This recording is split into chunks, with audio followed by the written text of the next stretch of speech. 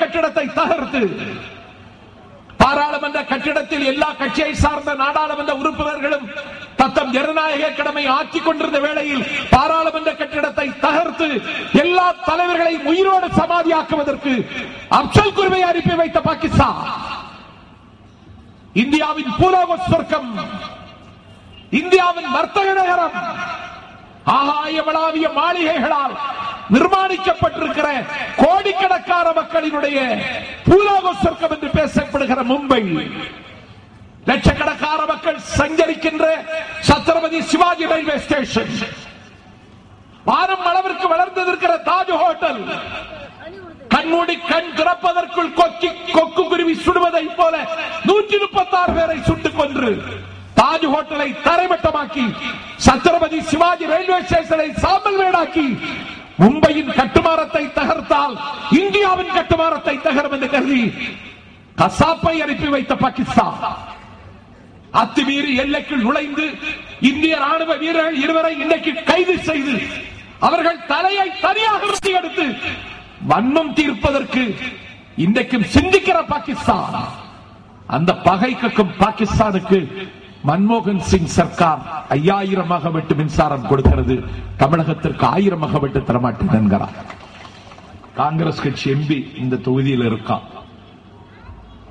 கேட்டானா, இந்தியாவின் நிதியமைச்சரை தமிழ்நாட்டை சார்ந்தவர், கூத்தாண்டவர் கோவிலில் குடியிருக்க வேண்டியவன் எல்லாம் இந்தியாவில் நிதியமைச்சர்.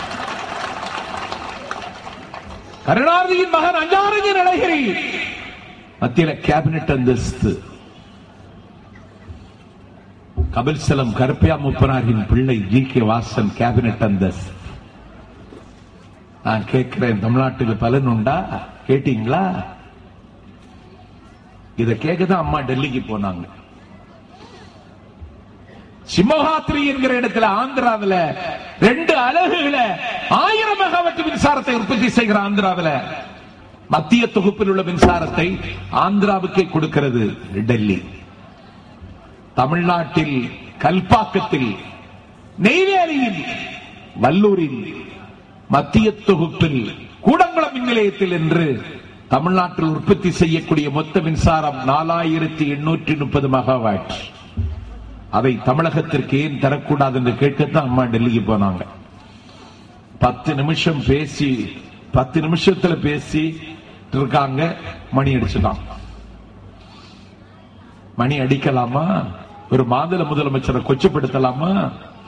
மக்களால் தேர்ந்தெடுக்கப்பட்ட முதலமைச்சர். இந்திய அரசியல் வரலாற்றில் மக்களால் தேர்ந்தெடுக்கப்படாத ஒருவன் இந்தியாவின் பிரதமராக இருக்கணும். முதல் பிரதமர் டாக்டர் மன்மோகன் சிங். மக்களால் தேர்ந்தெடுக்கப்பட்டவன் கிடையாதவன். அஸ்ஸாமில் இருக்கிற சட்டமன்ற உறுப்பினர்களால் கொல்லைப்புறமடியாக இன்றைக்கு கோட்டைக்கு வந்து உட்கார்ந்தவன். அம்மா பேசிட்டு இருக்க 10 நிமிஷத்திலே முடியுங்கிறான். எப்படி முடிக்க முடியும்? கரிகாலன் சொல்லுவார், நான் 3 மணி நேரம் பேசுவேன்னு போய் சொல்றாரு. நாஞ்சில் சம்பத்தே பொதுக்கூட்டத்தில் 3 மணி நேரம் பேசணும்னா தென் திசை குமரி முதல் திருத்தணிமலையின் எல்லை வரையிலும் இருக்கிற இந்த தமிழகத்தினுடைய எல்லா பிரச்சனைகளையும் டெல்லி அரசாங்கத்தினுடைய காதுகளுக்கு கொண்டு சேர்க்க 10 நிமிடம் போதுமா? கருணாநிதி சொல்லுகிறார் 10 நிமிடத்தில் மணி அடிச்சாலும் பேசணும்னு. மணி அடிச்சா எப்படிடா பேசுறது? மானம் கிட்டவனே, நீ மணி அடிச்சாலும் பேசுவ. நாங்க மணி அடிச்சா எப்படிடா பேசுவோம்? எங்களுக்கு மானம் இருக்கு, சூடு இருக்கு, சுயமரியாதை இருக்கு, சொரணை இருக்கு. நீ மணி அடிச்சாலும் பேசுவ, மணி அடிக்காட்டாலும் பேசுவ. நீ அதை பதிவு செய்துட்டு வர வேண்டியதானே அப்படிங்கிறார் கருணாநிதி. பதிவு செய்துட்டு வர்றதுக்கு முதலமைச்சரை ஆண்டா டெல்லிக்கு போகணும்? தகவல் கொடுத்துட வேண்டியதானே? அம்மாவை டெல்லியில் அவமதிச்சு அவமானப்படுத்தி தமிழ்நாட்டுக்கு திருப்பி விட்டுட்டியா? நாஞ்சில் சம்பத் தாம்பரத்தில் சொல்லுகிறேன், 1400 ஆண்டுகளுக்கு முன்னால்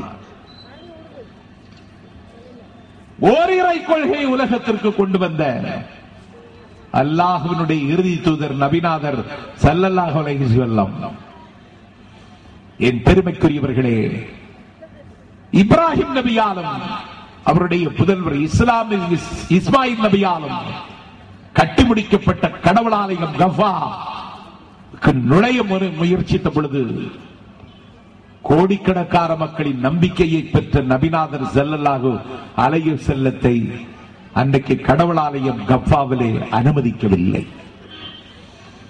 அதன் சாவியை வைத்திருந்தவனுடைய பெயர் உஸ்மான் இப்னு தல்ஹா என்பவன். அவரை அனுமதிக்காமல் அன்றைக்கு அவமதித்தான்.